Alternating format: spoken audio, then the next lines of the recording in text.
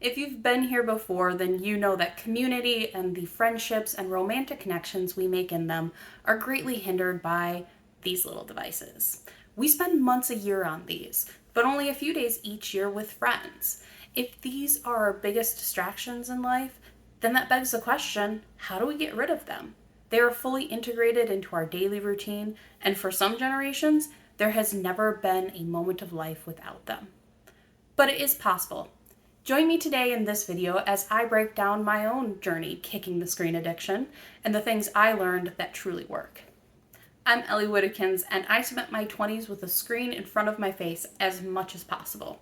I binge watched Netflix, read fan fiction, and watched YouTube videos with the best of them. And I did all this willingly. My life consisted of work and the entertainment I received from screens. So much so that when I would go and meet up with someone, whether that's an old friend or even just going home for the holidays, I'd talk about memes, TV shows, and YouTube vloggers. Meanwhile, other people would be talking about their lives. You know, the ones that they were actually out there living. The reason I wanted to be free of screens, and I think the reason most people want to be free of screens, is that they are not our lives. Yet they take up the precious time we have to live our lives. I think that's really all the motivator that anyone needs. But breaking free is tough. Most people don't know where to begin other than setting the phone down. And then they instantly pick it back up again because they are bored. The good news is breaking the screen addiction the way that I did will automatically deal with the boredom, because along the journey you will be building a life for yourself that you love and that you are actively participating in. Without further ado, here are 5 key things that helped me kick my screen addiction. The first is being done living in a virtual reality. I was so sick of talking about the nonsense I'd watched online to my family and the few friends that I had. I knew it meant I wasn't living my life and that it was pathetic. As I've changed my life over the years, I've been incredibly encouraged every time I could have a conversation with my family and friends about the new groups I'd joined, the new people I'd met, and the activities I was now a part of. And if I'm being honest, I still feel that way after 5.5 years. It's been a wonderful motivator and a great milestone for seeing how much my life has improved. The second thing that was vital on my journey was having a goal. As sick as I was of living on screens all the time, nothing changed for me until I committed myself to discovering what community is. Now, notice the goal didn't start out as wanting to build a community for myself, though that is what I've accomplished. It was discovering what community is because I had never seen it. And the reason that that worked is because it gave me a direction. The first thing I mentioned about not wanting to live on virtual reality didn't really help me because it didn't give me a direction. It was all about what I didn't want. But once I committed myself to discovering what community is, I would then look for ways to engage my community. When something would come up that I thought might give me the answer, I did it. And when I was presented with a way to further explore community, I took it. Now, your goal doesn't have to be discovering community. It could be to have more adventures, improve your health, or explore your hobbies more. But it does need to provide plenty of opportunities and keep you engaged. Now that we've talked about 2 mindsets that are key, let's talk about some practical things.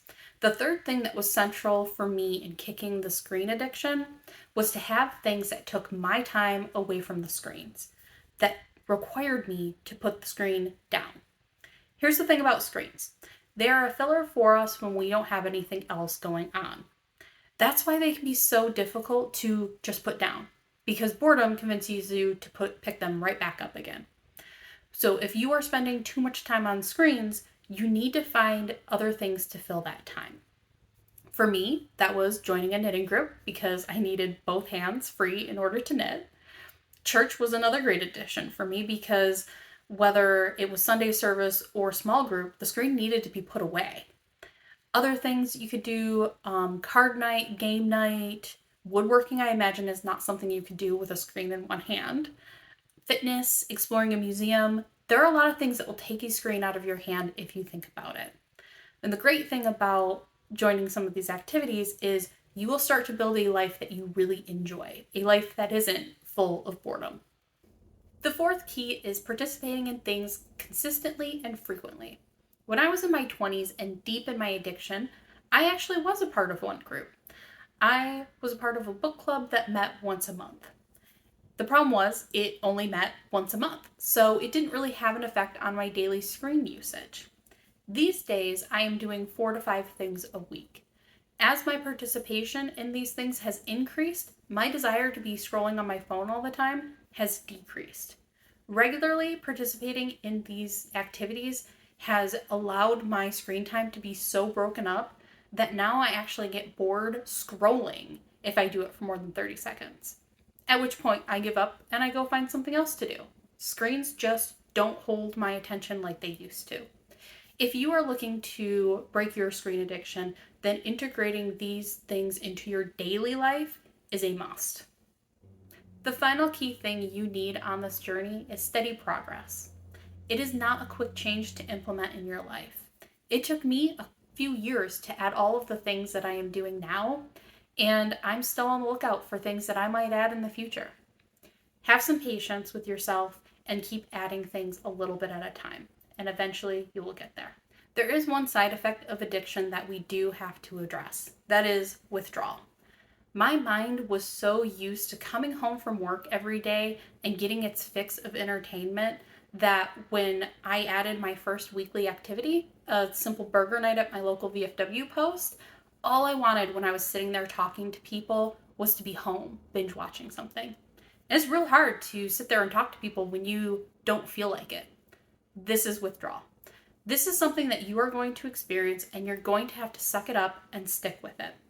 The feeling is awful, but the more you add activities and start breaking up your addiction, the more it will subside. It does take a while though. It took me between a year and a year and a half to get to the point where I could sit there and talk to people and not feel like I wanted to leave as soon as possible. And it wasn't necessarily the amount of time that did it, but that I had finally added enough activities to break up my nights for screen time. And my mind no longer recognized screen time as the norm and started craving that social interaction. I'm glad I stuck with it and got to the other side. My life is now completely different from how it was in my 20s. I have 30 to 40 acquaintances and friends that I see and talk to every week. I have hobbies that I love and a place that I volunteer my time at in a way that helps my community. And most importantly, I don't feel the need to pull my phone out of my pocket all the time. I am content to simply be in the real world. I hope this helps you build a life that you're content with as well. Please join me here next time for further discussion on how to build your community here and now.